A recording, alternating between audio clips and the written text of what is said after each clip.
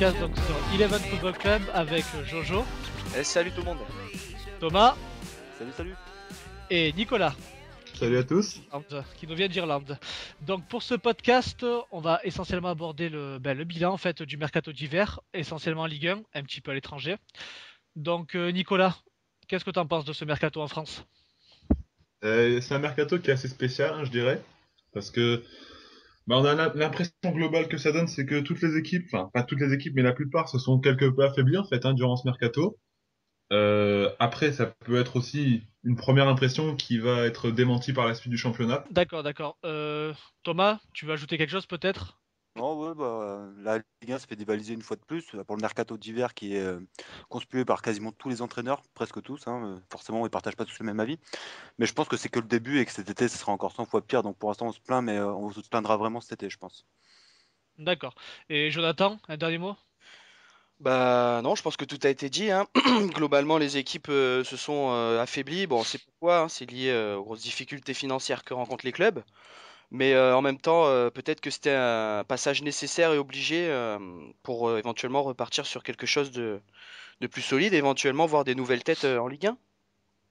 Voilà. D'accord. Bon, et globalement, ce que vous pensez, c'est que la Ligue 1 s'est un peu affaiblie, mais c'est à voir. Bah, C'est à voir en fait, toujours parce que... elle s'est affaiblie en termes de joueurs, certainement. Quand on voit l'OM qui perd Rémi, Toulouse qui perd Sissoko, bon bah voilà, c'était des joueurs internationaux. internationaux et importants du championnat. Mais en même temps, on voit toute une nouvelle génération de jeunes qui arrivent, même à Nice, il y a Mopé, il y a Jean à 3, il y a quelques autres joueurs. C'est peut-être l'occasion aussi de voir de nouvelles têtes. Ça Un peut nouveau libérer de cycle. la place. Hein. Voilà. Là, je pense par exemple à Lyon, tu sais, après le départ de Michel Bastos, là, il est arrivé par exemple de Guézal, qui a retrouvé presque une place de titulaire maintenant. Il y a moins de concurrence pour lui, ça peut lui donner plus de temps de jeu aussi, donc ça peut être aussi un mal pour un bien, je pense, à plus long terme. Mais bon. Ouais. Voilà. Ben, je pense aussi que c'est dans la volonté des clubs de beaucoup plus se tourner vers le centre de formation, du coup de revendre leurs joueurs et de se tourner peut-être faire monter les jeunes du centre de formation vers les pros. C'est moins cher et c'est plus Ouais, économique après, pour eux. faut pas non plus oublier que tous les clubs n'ont pas un centre de formation équivalent en France. Hein. Ouais, que Lyon, c'est sûr. Lyon, d'ailleurs, je crois qu'il a été classé dans les 3 meilleurs centres de formation Deuxième derrière le d'Europe. Barça. Voilà, derrière le Barça. En termes Au de niveau des... professionnels actifs. Exactement. Donc voilà, les jeux de Lyon, c'est la deuxième équipe en Europe à sortir le plus de joueurs professionnels, quoi. Donc c'est pas Ça mal. veut dire ce que ça Chapeau à veut eux. dire, quoi. Ça veut dire ce que ça veut dire. Donc si vous êtes d'accord, on va parler rapidement, on va parler du trio de tête, PLM, Paris, Lyon, Marseille, sur le mercato. Revenir en détail, donc on commence par le troisième, l'Olympique de Marseille. Jonathan ? Bah, l'OM, d'après moi, un bon mercato. Parce que bon, bah, la perte de Rémi, qui est parti à Queen's Park, est quand même bon, c'est un très bon joueur, mais qui cette saison était en en total manque de confiance. Et à côté de ça, Marseille a fait un recrutement, je pense, solide, avec des joueurs confirmés comme Romao et Fouad Kadir. Donc voilà, il y a aussi Sougou qui est arrivé. Donc c'est des joueurs qui ont quand même roulé leur boss, hein, qui ont pour la plupart plus de 27-28 ans, je pense. Donc un mercato qui va leur permettre je pense, de terminer la saison avec un groupe plus étoffé, quoi. Donc globalement pour Marseille, un bon recrutement. Un bon recrutement, d'accord. J'ai D'après vu qu'ils moi, ont... voilà. Petit mot, c'est important, Raspantino qui est arrivé en fanfare l'été dernier a été prêté au stade de Brest. C'est... Il fallait le dire. Donc Bah, d'accord. Raspantino a besoin de temps de jeu. C'est pas forcément un mauvais joueur. Seulement, il était un peu en perte de confiance aussi. Et bon, c'est un prêt sans option d'achat, donc on peut espérer qu'il ait un rôle à jouer peut-être à l'avenir à l'OM l'année prochaine, pourquoi pas. D'accord. Par contre, Sougou, attraction de l'OM, hein, attaquant acheté à Cluj, donc deuxième meilleur passeur, je crois, peut-être même meilleur passeur de la Ligue des Champions, Deuxième. avec Cluj. Deuxième, voilà. Un Ouais. joueur, je sais pas si tu le connais un peu, Jonathan, ce que t'en penses. Bah écoute, moi j'ai pas trop eu l'occasion de suivre les matchs de Cluj en Ligue des Champions. À ce qui paraît, il a fait des bonnes performances. Bon, il a fait des passes décisives. Je pense qu'il faut attendre de voir. Faut attendre de voir. Apparemment, il a une pointe de vitesse assez importante. Ça a l'air d'être son gros point fort. Et ce serait un complément de Gignac à ton avis ou Non, c'est pas? plutôt un joueur de couloir. Plutôt un D'accord, attaquant de c'est un couloir. ailier. Donc voilà, D'accord. ça peut être une bonne surprise. D'accord. On attend de voir. Donc après l'Olympique de Marseille, on va passer au second, l'Olympique lyonnais. Nicolas? Oh, c'est un mercato assez spécial, je dirais. L'impression que ça me laisse, on va dire, c'est qu'il fallait arrondir les comptes. Donc, à quel prix, quoi, faut voir. Parce que l'impression, c'est de s'être un peu fait flouer, quoi. Par exemple, notamment le cas Michel Bastos, dont je parlais rapidement tout à l'heure. Ben, un prêt avec option d'achat de 18 mois. L'impression que ça donne, c'est que c'est juste pour faire des économies sur le salaire. Parce que je pense Ouais. que le joueur valait un peu plus de 4 millions et demi enfin, pour moi, il valait à peu près un peu en dessous de 10 millions, quoi. Donc, dans tous les cas, on ne sera pas forcément gagnant en valeur marchande. Après, il faut voir aussi le salaire donc qui sera plus à payer, qui était un sacré salaire à mon avis. Ouais, j'imagine. Euh, après, sinon, euh, ce qui, après voilà, ça peut aussi libérer peut-être des places pour les jeunes joueurs, hein, comme je citais tout à l'heure, Ghezzal. Quoi d'autre? Ouais, l'impression en fait, c'est que c'est un peu de l'incompréhension parce que là, Lyon était sur une bonne dynamique selon moi, et le fait d'enlever des joueurs clés comme ça, enfin, ça va pas aider. Ben, en fait, l'impression du mercato de Lyon, en gros, c'était c'est compliqué comme mercato parce que c'est un mercato qui a été dicté par des contraintes économiques Ouais. et l'impression que ça donne c'est que Lyon était sur une bonne dynamique, qui était bien, il était toujours placé, on va dire, toujours pas très loin du PSG et j'ai peur qu'avec les pertes de certains de ces joueurs, ça n'aide pas non plus pour le classement final quoi, hein, honnêtement. Mm. Est-ce que ça aurait pas été plus judicieux d'attendre la fin de l'été, de voir un peu ce que ça donnait, peut-être de bénéficier aussi de la prime de participation à la Champions League pour essayer de garder les meilleurs éléments? Je sais pas, c'est des questions. Bah, C'est vrai que Après, c'est assez bizarre, ouais. moi, je comprends pas, ouais. Tout comme toi, je comprends pas, surtout la gestion de Jean-Michel Aulas, hein, parce que exact. on a toujours vanté ses qualités de meneur d'homme, excellent président qui défend Exact. très bien les intérêts de son club. Et là, on a l'impression qu'il va à contre-courant. Alors, il se déclare qu'il veut se séparer des gros salaires, il les traite de papy en début de saison. Ouais, Et là, il veut se Gonzon, séparer de Gomis. Gomis, au Beaucoup de ventes final, au final. il est encore là, il marque des buts, mais je sais pas comment il fait parce que ouais, il est en total discrédit de la part de Jean-Michel Aulas quand même. Je veux dire tout à fait. qu'il n'hésite pas à le critiquer. Au final, Et puis même, hein. Et c'est puis même bizarre. aussi les rumeurs aussi, tu sais, sur Lisandro, Ouais. que certains voyaient déjà à la Juve, hein. Bah, évidemment, c'est clair que le problème c'est que c'est délicat parce que le fait est que Lisandro, pour moi, hein, honnêtement, je suis un grand supporter de Lyon, un grand fan de Lisandro, il y a pas de souci. C'est un gars qui est à l'agnac à chaque fois qu'il rentre sur le terrain. Mais le problème, c'est que ce mec-là, il a un certain standing, et c'est vrai que ne pas le faire jouer titulaire, c'est vrai que ça peut être compliqué pour lui à gérer. Mm. Donc il lui proposait une place sur l'aile de l'attaque, mais c'est pas son poste de prédiction, on sait tous, c'est un numéro 9, un buteur, hein. Et donc forcément, ça a atteigné un peu son rendement. Donc c'est un cas très compliqué à gérer, Lisandro, parce qu'en plus, c'est le transfert le plus cher de l'histoire du club, hein. Mm. Et le voir cantonné au banc comme ça vrai que ça dérange, quoi, je trouve. Après, dans le même temps, on peut sortir Gomis, qui fait des bonnes performances à chaque fois. Il se bat sur tous les ballons aussi. Donc c'est vraiment, Lyon a un peu en tout cas en attaque, a quelques problèmes de riche. Donc peut-être que séparer Lisandro, même si c'est à contre-cœur, ça pourrait être pas mal pour lui et pour le club, je pense. De toute façon, D'accord. en Mais ça fin de c'est, saison, t'as Lisandro ou Gomis qui va partir, un des deux forcément, je pense. Voir les deux, hein. je pense Voir aussi. les deux, possible. Mais bon, en attaque, ils ont qui d'autre après? C'est ça le problème. Après, ils peuvent recruter, certes. Voilà. Donc d'accord, contrairement à Marseille, donc Lyon, c'est beaucoup, enfin comment dire, c'est pas renforcé du tout. Au contraire, alors qu'ils avaient une bonne Exact. position en championnat, ils sont plutôt Ah, affaiblis. après, on peut être optimiste quand même parce que les jeunes du centre qui Oui, poussent, oui, Pas mauvais. ça peut être pas mal, ouais. Puis ça ouais, peut c'est aussi sûr. libérer des personnes. Enfin, je pense aussi à comment il s'appelle, Lacazette, qui a un peu de mal à confirmer, mais qui peut être là et qui aura des rôles à jouer. Donc tu disais Ghezal aussi. Il y a Ouais, peut-être Benzia aussi qui aura un rôle à jouer C'est d'accord. dedans. sûr. Enfin, voilà, donc Après, sinon, après le départ, je vois le Sidi Koné, bah, c'est un Un prêt, donc jeune c'est avec bien, du ça futur pourrait lui permettre après. de jouer un peu à Caen. Et Ouais, puis Monzon, bon, bah, Monzon, il joue en Il a, Europa League, hein. il a pas eu Je vraiment pense sa que ça chance, veut je dire ce que trouve. ça veut dire. ouais. ouais, Bah, Monzon, ouais. Bah, Il a pas eu tellement sa chance, je lui, trouve aussi. clairement, il a fait le mauvais choix l'été dernier, hein. Je pense. S'il était Il resté sera à à Nice, il Nice, se régalerait là. ouais. quoique Ah bah l'objectif, là, enfin, Enfin voilà, c'est on clair. refait la saison là. on refait la saison. Donc voilà, maintenant on va passer au leader, le Paris Saint-Germain, À donc qui s'est Paris. pas beaucoup renforcé, qui a perdu beaucoup de joueurs. Bah, Thomas, Ah, Thomas, moi, si je tu veux pense que prendre. oui, excusez-moi, je suis là, vous inquiétez pas. nous Alors, t'écoutons. beaucoup de départs, je pense que ça fait 2, 4, 6, 7 départs quand même. Donc, Louis Ndoula, Lugano, Waro, Néné, Bonne Sissoko, Rabiot. Donc, c'est beaucoup de milieux de terrain quand même, à part quelques joueurs offensifs comme Néné, mais qui avait une situation très compliquée au sein du club, qui est un excellent joueur, mais qui n'avait plus aucune chance de jouer quasiment. Donc bon, monsieur part au Qatar, O'Haro part en Chine. Donc là, on peut douter un peu des choix. C'est des choix vraiment financiers. Bon, Louis Ndoula parti à New York, rejoindre Thierry Henry. Et après, des joueurs pareils qui jouent pas énormément. Lugano, on l'a pas vu une fois cette année. Mm. Et Sissoko, Bonnemer, Rabiot, des milieux de terrain qui ont pas trop de temps de jeu parce que c'est le secteur le plus fourni du Paris Saint-Germain. Je sais pas si on peut parler d'affaiblissement. Des Ah, joueurs non. c'est des joueurs qui jouent hein. pas tellement et ils Ouais. ont tellement un grand effectif que forcément au final ça va peut-être pas déranger. Mais après il y Mm, a mm. donc trois milieux qui partent. Bah, il y a Beckham pour remplacer, parce que Beckham va sûrement jouer soit à droite en tant qu'ailier, mais vu qu'il a plus ses jambes de 20 ans non plus, je Ça, pense c'est qu'il va jouer relayeur à côté de soit Matuidi, soit Thiago Motta. au Milan, hein, Ouais. quand il Et était puis revenu. là, ouais, comme à Milan ou comme avec Los Angeles d'ailleurs. Ouais. Et bah, bien sûr, il y a l'arrivée de Lucas Moura quand même, qui est arrivé, qui avait déjà signé cet été, mais qui est arrivé là fin décembre. Qui là, par contre, est une recrue vraiment d'avenir, mais qui a déjà un très bon niveau alors qu'il a 20 ans. C'est un joueur d'avenir, mais qui est déjà très bon. Donc forcément, on attend le progrès Ouais. de ce joueur qui a déjà montré quelques belles choses. 3 matchs, 3 passes décisives, ce qui est déjà quand même plus que correct, surtout pour un jeune de 20 ans qui arrive dans un effectif Dans un assez championnat, quand même, hein. un très grand effectif. D'accord.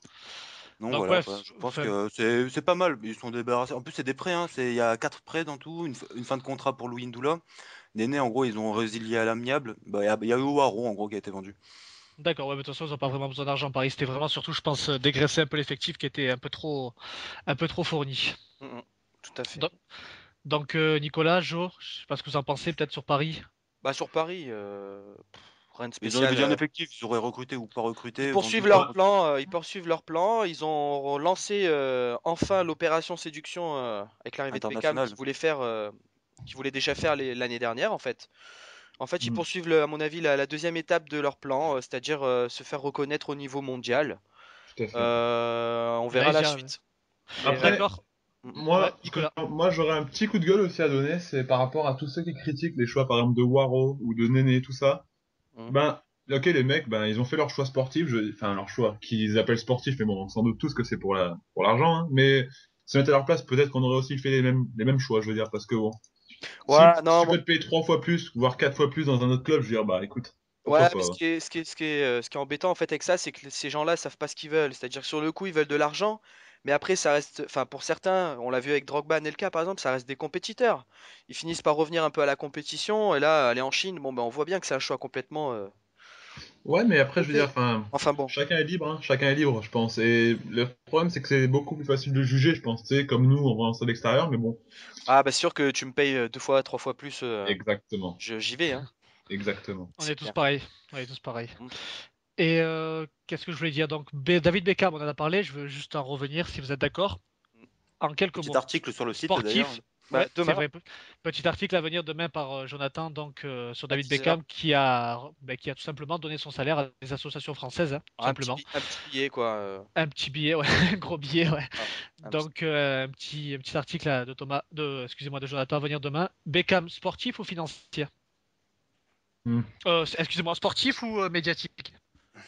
Bah, Les Bah, deux. pour Paris, médiatique, pour lui, sportif en fait. sportif, je crois pas, hein. Faut être honnête. Oui, il va jouer des matchs. On peut être surpris, on peut avoir une bonne surprise sur son niveau.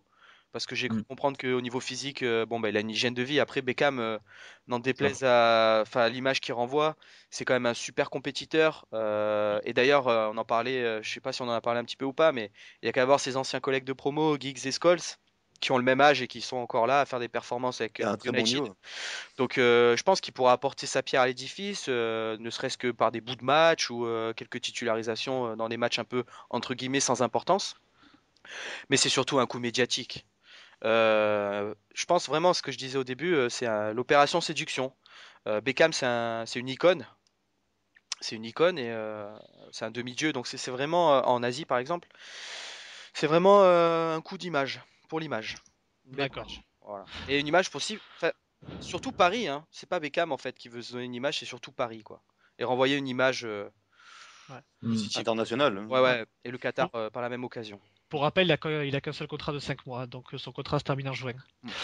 Donc après ce trio Paris, Lyon, Marseille, on va revenir quand même sur les 17 autres équipes de Ligue 1 rapidement, les équipes actives. Je sais pas si vous en avez en tête, peut-être Euh, Thomas, Saint-Etienne. Saint-Etienne, bon recrutement, ils ont Saint-Étienne. perdu personne en réussissant à se renforcer avec l'arrivée de Bodmer en prêt donc de Paris et de Yohan Molo de Nancy. Mais bon, Molo, je pense qu'au final, il restera sûrement à Saint-Etienne s'il s'impose dans l'effectif.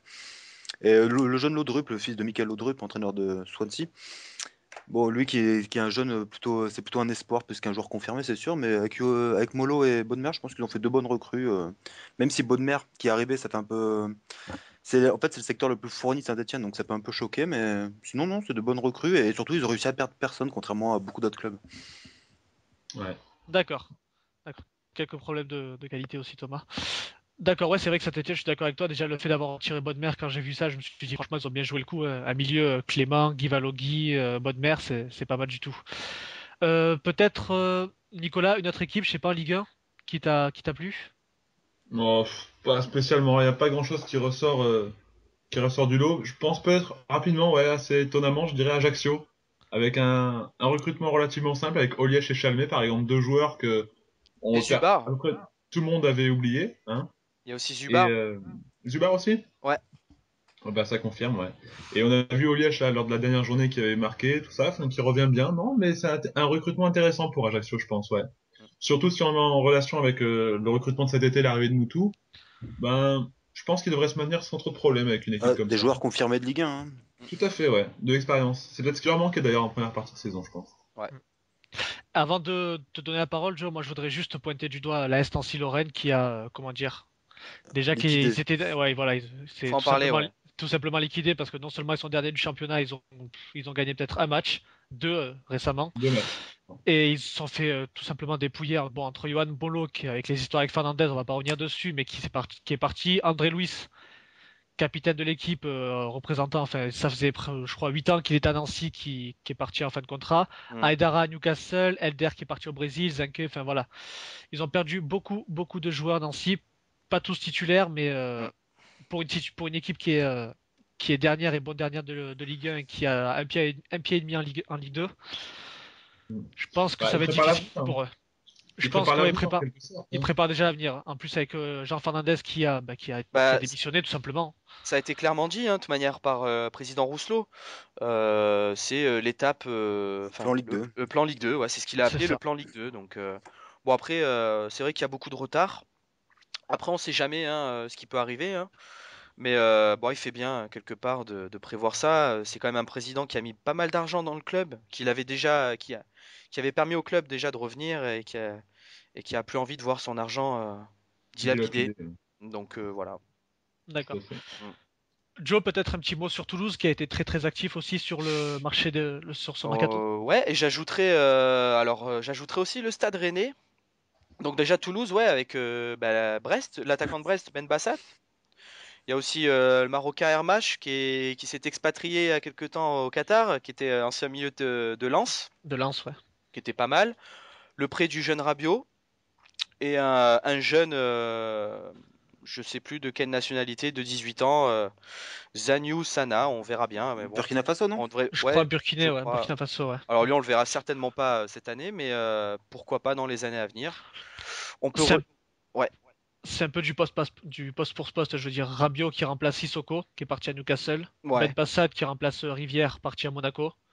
Je sais pas si dans Bah, je le sais dans le lot pas. ils sont finalement renforcés. Hein. Bah après, oui, ça a relativisé, ouais, parce que je pense pas, ouais, moi non plus, je pense pas que ce soit vraiment du renforcement hein, pour Toulouse. Après, l'équipe reste plus ou moins la même pour moi. Hein. D'accord. Après, moi, je voulais parler aussi de Rennes, Ouais, Rennes. qui a fait un bon recrutement. Recrutement de Diarra, le prêt de Diarra. Erita Ilunga et John Mensah, qui sont des anciens de notre championnat, qui reviennent renforcer un peu l'équipe et la défense rennaise. Le départ d'Embila, bon, qui peut peut-être leur faire du mal, mais au final, je pense que c'est plutôt un bon recrutement de la part de l'équipe rennaise. Voilà. D'accord. Et il y a Bastia aussi. Peut-être un Bastia bon recrutement. qui a recruté Landreau. Qui a recruté Landreau, qui a eu le flair de prendre Landreau une fois son contrat rompu avec Lille. Mm, mm. Donc voilà, puis à Bordeaux aussi qui a perdu Jussier, qui a perdu Gouffran. Gouffran qui fait partie de ces joueurs avec Sissoko, Aïdara dont on a parlé, qui sont tous partis en Angleterre, voir si l'herbe était plus verte ailleurs en première ligue. Hein, Rémi, Gouffran, je sais pas si vous avez quelque chose à se dire à ce sujet rapidement. Non, mais Pourquoi c'est pas. logique pour leur carrière. Hein. Ouais, Ouais, je pense l'Angleterre, aussi. c'est surtout, je crois que les Anglais, ils ont, bah, je sais pas comment analyser ça en fait. C'est assez compliqué. D'un côté, j'ai l'impression que la Ligue 1 est devenue un peu le supermarché De la première ligue. de la première ligue et peut-être à terme des autres championnats. Mm. Euh, et c'est l'image que ça laisse penser. D'un autre côté, les joueurs français font pour certains des bons choix de carrière, pour d'autres, je pense pas. Ouais, après, je pense aussi peut-être qu'ils misent sur la visibilité aussi du championnat en question, parce que enfin, les matchs de championnat anglais ils sont tellement diffusés partout que même s'ils jouent dans un entre guillemets petit club anglais, je dirais, ben t'as toujours l'occasion de te faire voir et de te faire repérer si t'es vraiment bon. Parce Et que je ça pense que apprend c'est bien un les pari, clubs de hein. milieu de tableau, oui. Je pense aussi, ouais. Je pense aussi, comme Nicolas, je pense que s'ils partent en Angleterre, bon, Ouais. On joue à financièrement, peu je pourrais ça, même ouais. pas parler financièrement, mais c'est surtout au niveau de l'exposition médiatique. La première ligue, c'est le Ouais. championnat le plus vieux au monde, donc Ouais. si tu arrives à faire une bonne demi-saison, tu peux très très vite te retrouver en haut de l'affiche, quoi, dans ce Ah championnat. non, c'est Ouais, mais clair. en même temps, moi je pense qu'il y a un problème par rapport à ça, et on en parlait tout à l'heure, Gany, avant l'émission. Le problème, c'est que ces joueurs, ok, vont être médiatisés, mais s'ils sont mauvais, on fait comment? Parce que là, Ah ils bah. partent, ils explosent leur salaire, ils les doublent. S'ils sont mauvais, les clubs anglais vont pas les conserver, ils vont avoir des gros salaires, et ils vont jamais se relancer, ces joueurs. Moi, je pense à Rémi, par exemple. Alors, ok, si Queen's Park est relégué, il sera De nouveau probablement blessé, hein, en plus, relégué, Rémi. mais le problème de Rémi, c'est que s'il fait pas de bons matchs avec Queen's Park, personne n'en voudra. Et il Bah, peut pas aller se relancer ailleurs que dans des pays du Qatar, en Russie ou dans un autre club de bah, si seconde tu veux, zone. Joe, je pense pas que Rémi ce soit le meilleur exemple dans ce cas-là, parce que je pense Non, qu'il y a des joueurs moins connus qui ont rejoint Newcastle, par exemple. Rémi, je pense qu'il aura quand même un bon de sortie, même dans un club français de milieu de tableau, je pense, tu vois. Après, c'est vrai moi, que certains autres, ça laisse pensif, on va dire. voilà, donc voilà. D'accord. Bon, ça c'était l'exode donc des Français en première ligue. Rapidement, avant de conclure ce podcast, donc peut-être un petit mot sur les championnats étrangers, sur le recrutement. Je ne sais pas s'il y a des équipes qui vous ont marqué par le recrutement à l'étranger. Bah, je dirais le Ça n'a Bayern pas Munich. énormément recruté. Ouais, Je dirais Thomas, le Bayern Munich pour l'entraîneur, d'accord. même s'il n'est pas sur le terrain. Enfin, c'est quand Guardiola. même Ah, un Guardiola. sacré, un Ah ouais, maître de ouais. la tactique, ce gars-là. Donc bon, je C'est vrai. pense que c'est un investissement, ouais. Bayern Munich a tapé vraiment vraiment fort en annonçant la signature de Guardiola pour l'année prochaine, hein, en remplacement de Jupp Ouais. Heynckes qui part à la retraite à la fin de l'année. Il ne partira Et pas en retraite. il partira pas en retraite? Il a dit, tout le monde a dit ça, mais lui a dit je continuerai mon métier d'entraîneur. Ah bah écoute, tant mieux pour lui.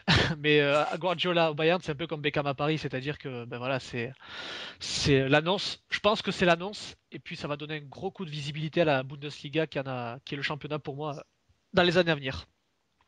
C'est possible, Euh, ouais.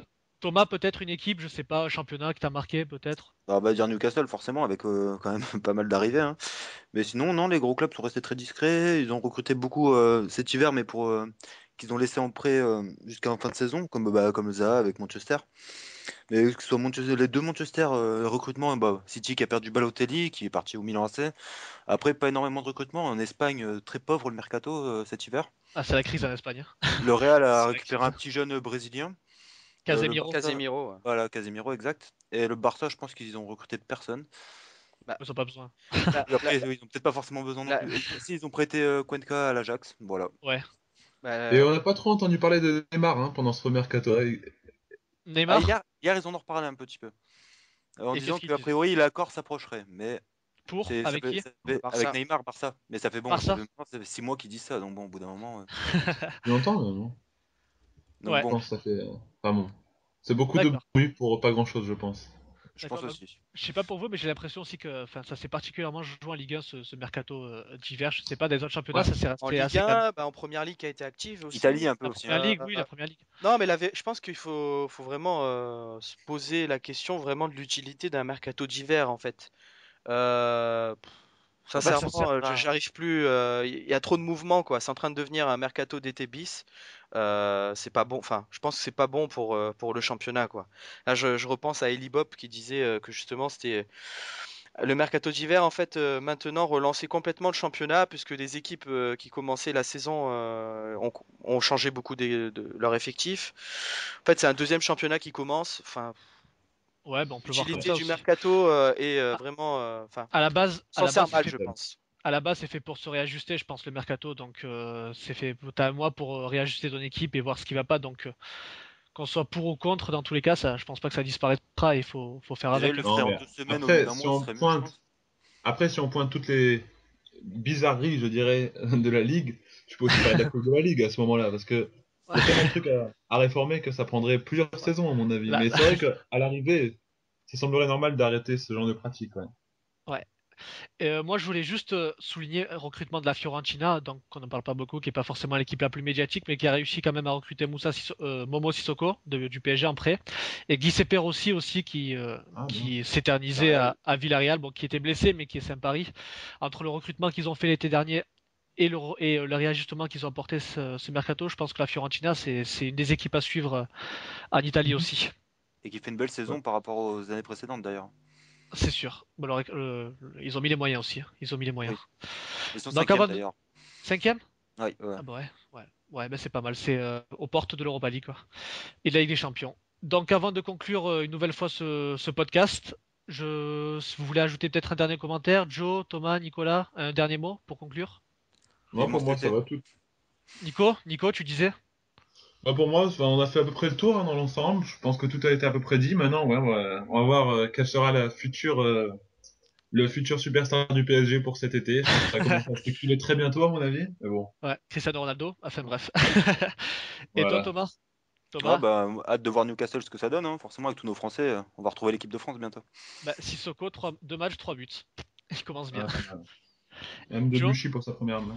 Bah, juste pour finir, ouais, on en a pas trop parlé. Trois noms, trois recrues qui ont été faits, trois recrutements qui ont été faits par les clubs français. Donc Meïté et Thauvin à Lille et la confirmation, enfin le transfert définitif d'Esseric à Nice. Ça, ce sont trois bons coups. Voilà. Exact, c'est vrai, Trois c'est bons vrai coups. que vraiment. Ouais, voilà, pour des joueurs à suivre dans les années à venir. Voilà. Et On n'en Thauvin avait qui pas reste parlé. en prêt, hein. Thauvin qui reste en prêt à Bastia. Et qui reste en Pas prêt, ouais. Ouais, voilà. C'est voilà, D'accord. juste ça. Et D'accord. Meïté pareil d'ailleurs. Très bien. Bon. Ok. Ben, je crois qu'on a à peu près tout abordé. J'espère qu'on a été assez clair pour nos auditeurs. Dans tous les cas, je vous remercie de votre fidélité. Joe, Nicolas, Thomas, je vous remercie de Pas de votre souci. fidélité aussi. Merci. Au prochain podcast à venir dans quelques temps, on verra le sujet abordé. Et d'ici là, ben, je vous souhaite à tous un très bon dimanche. Il y a Canal Football Club qui va commencer. Donc je vous souhaite à tous un bon dimanche et à bientôt sur Eleven Football Club. Ciao, ciao! Allez, ciao.